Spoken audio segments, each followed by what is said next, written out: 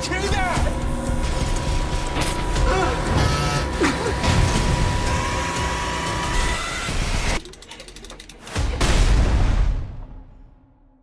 There are very few movies that I regret not seeing in theaters, and Evil Dead is one of them. This is easily the most metal horror movie I've ever seen. It's insane. Like, there are several times in this movie where my jaw has dropped, not figuratively, but literally, like Sebastian and Little Mermaid. Like, I watched this movie on my laptop in my college dorm, drunk as fuck. Which I think is a goddamn shame, because this would have been so epic on the big screen, but even on the small screen on my laptop, it still f***ed me up. That's how good this movie is. So let's talk about it. The movie starts off with this girl like running in the woods, and then like she ends up getting captured, and they like tie her down, and you see this old lady like reading some weird ritualistic book, and then this man comes out of nowhere, and apparently this is her dad, and she's like begging her father not to kill her, and then he sets her ablaze, and as soon as he does it, like, she switches from playing the innocent daughter to being this like demonic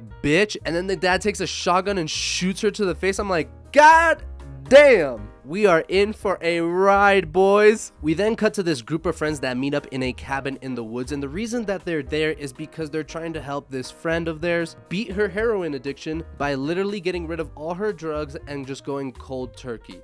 That in and of itself is a terrifying premise. As someone who has had problems with substances and addiction and stuff like that, going cold turkey is fucking insane, bro. Like, that is wild. Like, you're gonna see the demon come out of me for sure, and I'm not even talking about heroin, so goddamn. Anyways, they enter the cabin, and it's super old and run down. The guy even says like someone broke into it, but aside from that, the brother has a conversation with the sister, and we get a little backstory on their situation where it's like their mother died in the hospital and he wasn't there, and she was there, and she's kind of holding it against him, and it's just like an awkward little moment. If I remember correctly, he says he tried to be there, but it was something about a job in Chicago, and that's what not allowed him to go. After that, the friends drop this bomb on the brother that they've already tried this whole plan back last summer and it didn't work. She like broke 8 hours into it. So they tell him that this time when she does break, they're not gonna let her leave. And on top of all of that, not only did she OD, she was legally dead, which is something that she never told her brother. So that's also there. We then cut to Mia experiencing her withdrawals, and she's going ape shit, and she keeps mentioning this smell, like there's this really bad smell, get rid of it, and they're all like, there's no smell. Then we see the dog like scratching at the carpet, and they remove the carpet, and they see this like hidden doorway on the floor. And as soon as they open the door, they all get a whiff of that disgusting smell that Mia was mentioning. They go in to investigate, and they find a bunch of dead cats hanging from the ceiling, and that's what's causing the horrendous smell. But they also find this mysterious book that's covered in barbed wire. So Mia goes for like a walk outside in the rain, and Eric's dumbass decides to read the book. He straight up cuts the barbed wire, opens it, and starts like reciting the incantations, which obviously releases the evil in the woods. And Mia throws up and sees like a version of herself in the woods, and this triggers Mia to want to get the hell out of there because she feels like she's going insane. But this is when the friends come in and say, actually, we're not gonna let you leave, you gotta stick it out this time. And then the scene gets even better because she looks at her brother with like that victim face, like, please help me. And he actually stays strong. To his credit, he stays strong. He's like, maybe they're right. And then she drops a couple like mean lines like, oh, you're here to support me, not them, stuff like that. And then she actually takes the keys and dips. While she's driving away, there's like this major rainstorm, and she's having like a full-on mental breakdown. And then she runs into herself in the road, so she swerves and crashes into like a nearby pond. And this, my friends, is when shit starts to get good, because she wakes up and she gets out of the car, and we see this like POV shot of the evil like chasing her down in the woods as she's running away, and then she gets caught up in these vines which start to wrap around her and strangle her and choke her. And then we see the creepy demon version of herself like looking at her, and this gross vine starts to get out of her mouth, and it literally, for lack of a better term, sexually assaults her. Yeah, that's how the evil gets in. Aside from the obvious intense nature of the scene, I love the color grading that this movie has, the tone that they are able to achieve is so perfect for a horror movie. Like the woods not being colorful, not being vibrant. Anyways, they end up finding Mia in the woods. They bring her back. She's obviously talking crazy. So they start debating whether or not they should take her to the hospital. And one of the friends is like, no, we have to stay strong. Otherwise, all of this mess would have been for nothing. And then we cut to David going to talk to his sister in the room, and she's visibly paranoid. And I love this actress. What's her goddamn name? Jane Levy. She's fantastic in this movie. She truly is so good, because my God, this scene in particular, when she's like paranoid as hell, looking with those wide eyes at her brother and like that, dude, that scene is creepy as fuck. There's no jump scares, there's no monsters, there's no gore, but just her acting is unsettling as hell. And it's so sad they don't appreciate or recognize actresses in horror movies, because goddamn it, there's some great performances, and Jane Levy is goddamn one of them. Oh my God, she's amazing in this movie. Alyssa Sutherland in Evil Dead Rise, also fantastic performance. It's just so sad that like they don't get recognized because it's a horror movie. But she tells her brother that there was something in the woods, and she thinks that it's here with them now. And the way she says it, the look on her face, the shakiness in her body, she looks terrified. That's what it looks like. And it's so well. Fede Alvarez, man, hats off to you, because he did such a good job portraying this scene. The color grading, like there's no vibrance. It's so dark and perfectly lit for a movie like this. Oh my God, I'm just repeating myself, but goddamn, this movie is so good because of it. So as David is dealing with the dead cats and throwing them out, he catches on the corner of his eye a trail of blood, and apparently it's their dog Grandpa, who's been viciously attacked or something, because he's all bloodied. And then he sees like a bloodied hammer in the corner, and you get this like vision of like Mia hitting the dog.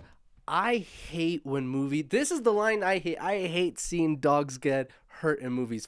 That, man, dogs are lit. I love dogs. Kill people as viciously as you want, go for it, but dogs, come on, not the dogs. So David goes to confront me about this whole situation, but she's in the shower and she locked the door, and she's like burning her flesh alive with boiling hot water. This is when the body horror begins, and it doesn't end here. This is the tip of the iceberg. So eventually they break in, they stop the shower. She's like convulsing, and you can see her flesh like all being blistered up and burned. So David obviously tries to rush her to the hospital, but as they're making their way there, there's like this massive overflow of water that's like blocking the road. So in other words, they're trapped. So they end up back in the cabin, and they're all talking about what they're gonna do now and how crazy everything has been going. And literally out of nowhere, as they're all talking, Mia just walks into the room with a shotgun, looking all possessed and shit, and then she ends up pointing it at her brother, and he's like, hey man, put the gun down, and she shoots him like on the side of his arm. So they try to get the gun from her, but as she does that, she like attacks her and vomits all this blood on top of her, but she's able to like push her into like the secret doorway,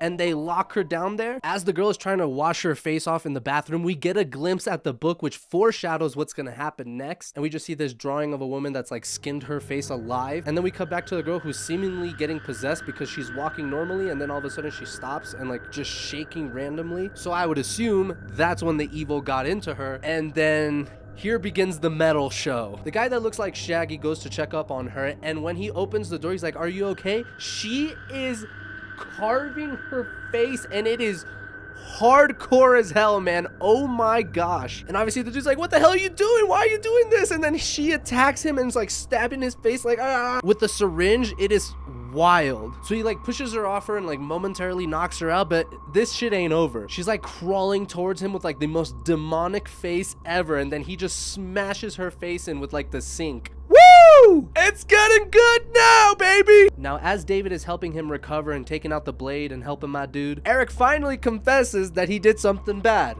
No shit, brother. No shit. He tells David that he released something evil. Meanwhile, the blonde girl is trying to get water and sugar because he's losing a lot of blood. And as she's in the kitchen doing that, she can hear Mia talking in the background, and then she looks around and the door is open. It still blows my mind why this girl didn't just run over there and shut that thing closed. She goes there and she's like talking to Mia, who's obviously possessed, but she gets dragged into there and locked in there with Mia. And this next scene has scarred me for life. This is the scene I would put in my top 3 goriest moments I've ever witnessed in my life. This next moment is up there with Terrifier 2's bedroom scene and a certain torture scene in Hostel, I think the second one, and then this one. Those would be my top 3 because holy what you're about to witness, or what I witnessed, was horrific. The possessed version of Mia, oh my god, I'm watching it right now.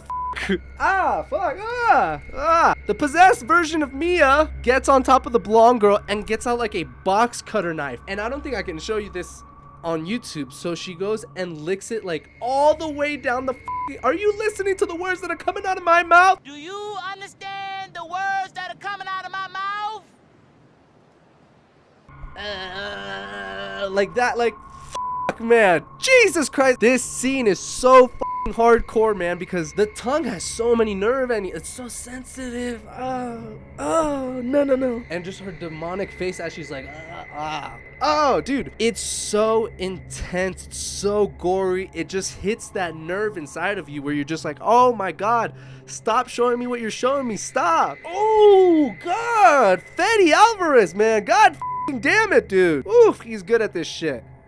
Ugh. Anyways, David comes to the rescue to stop this scene from continuing and gets the blonde girl out of there and locks her again in that secret doorway. But there's this funny line where the demonic version of Mia is like, why don't you come down here so I can suck your cock, pretty boy? And then he's like, Mia? And then she's just like, Mia's not here, you idiot. Come on, guys, let's put 2 and 2 together. We're in a demonic movie right now. We cut to David then asking Eric what the hell is going on here, and Eric tells him that there's this book with like ancient writings on it, and they all refer to this like evil entity, like this demon, a taker of souls, and that's like kind of what they're bringing to life, or that's what they called upon. And then he tells David that in order to stop all of this, we need to kill Mia.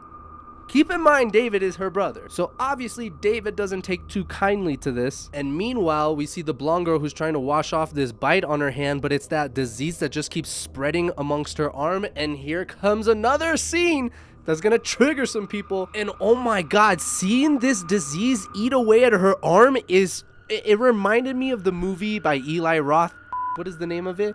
Cabin Fever. Same thing, where they have this like disease that's like eating away at their flesh. It kind of reminded me of that, but man, it is gruesome. And then we get the iconic shot of the possessed version of Mia like kind of getting her head above the secret doorway, taunting the blonde girl and like talking down at her. And you see the girl pick up, gosh, what are those things called? Like the turkey cutter, like the jigs. I don't know what the name it is, but it's like some sort of saw. I'm gonna look it up. And then we see the blonde girl pick up the electric carving knife. Yeah, you heard me right. And just start cutting her arm off. It is just like, how much more can this movie throw at us? And it's not done yet. And hey, to her credit, she says, I feel much better now, as her arm falls off her body. And this scene is so perfect because David is like, everything's gonna be fine, I'm gonna put an end to this, it's gonna be okay. But then I love Eric is so self-aware and is in the background like, dude, she cut her arm off.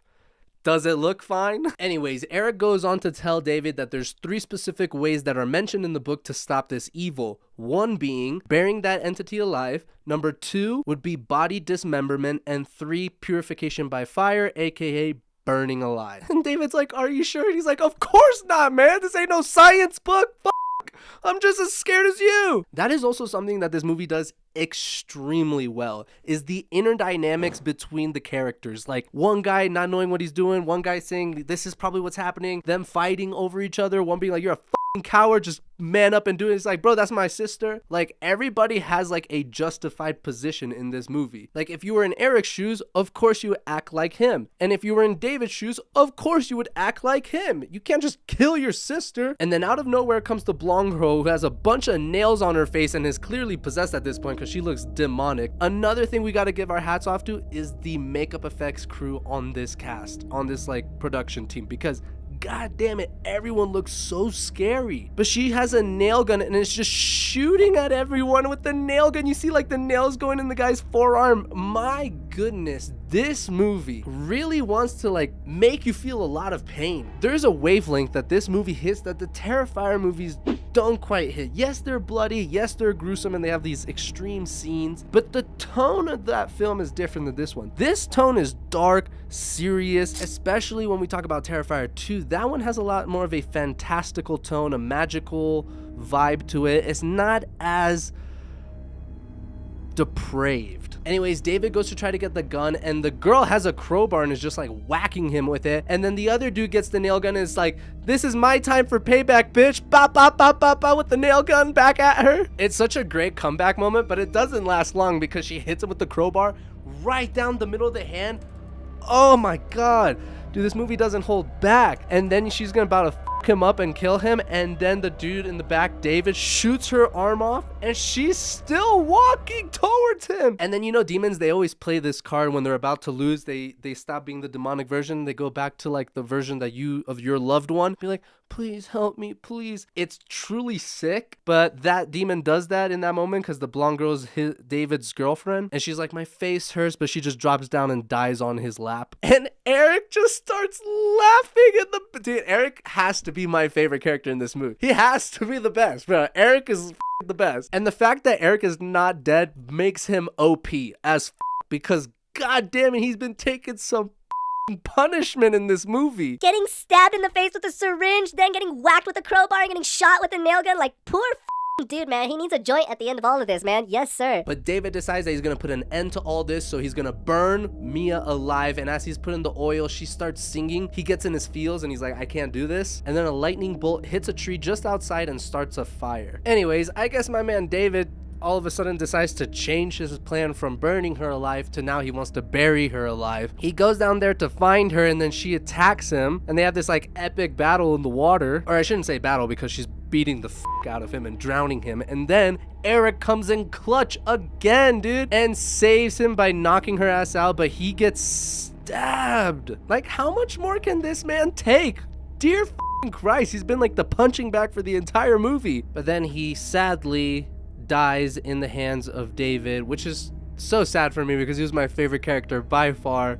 Rest in peace, my man Eric, because god damn it, he took a beating. Anyways, David was able to sedate the demon lady with the syringe and takes her outside and then starts burying her alive. And then the demon does the same thing again, where it goes back to playing the loved one and being like, "I can't breathe, help me please." But what I like about this scene, the demon kind of does something different here that I haven't seen before, where instead of being like, "Oh, please, no, don't do this," it goes to like, "You know what, that's not working. Why do you hate me, David?" Like, it just pushed that that button right there that just triggers him. And the demon starts explaining about the whole mom situation, that like how he never showed up, and she was telling the mom as she was dying that he would be there and that he never came through with that, just hitting him where it hurts the most. You know what I'm saying? It pisses him off. But then after burying her alive, he digs her up again and then tries to resuscitate her. Oh, I don't know how I'm supposed to feel about it. I don't know if that's a good idea or a bad idea. I'm just exhausted by now. But it doesn't really seem to be working, so he gives up and he walks away. And as he's walking away, he hears his sister's voice, and Mia is back to life. Oh, it's a happy ending, right? Right? Guys, am I right? This is an Evil Dead movie. Put your seatbelts back on. We're back in this ride. David goes inside to get the keys to the car, and then the demonic version of Eric stabs him in the throat. Oh my god, what a goddamn final blow. You know what I'm saying? Like, but instead of dying like a bitch, my man David goes out like a goddamn hero. He gives the keys to his sister, locks her out of the house, tells her to get out of there, and then sets the place on fire to kill the demon and himself and make sure nothing gets out to ultimately save his sister. David's a real one too. I gotta give it to him. He's a real one. But also a creepy line that Eric says, the demonic version of him, says that he's coming. I think he's referring to that evil entity, the taker of souls. God damn it, he got close to getting there. But we cut to Mia, who's outside, and then it starts raining blood, and it is such a metal scene. It's such a cool looking scene. The house burning in the background, and then just red rain just coming pouring down. Like, it kind of reminds me of the movie The Descent, even though I've never seen it. But there's like a scene like that where she's all covered in blood, and out of the ground comes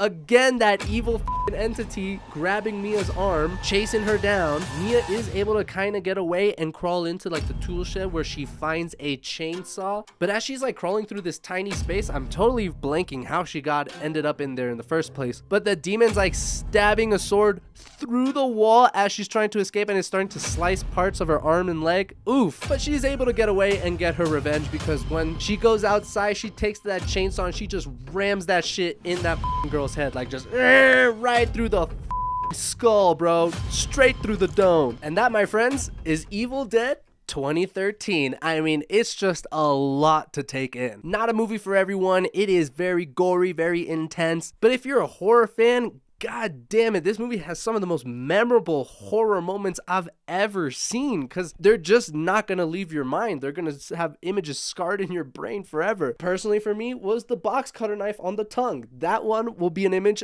I will have in the back of my head till I die, for sure. The electric carver on the arm, the nail gun, like there's just the carving of the face.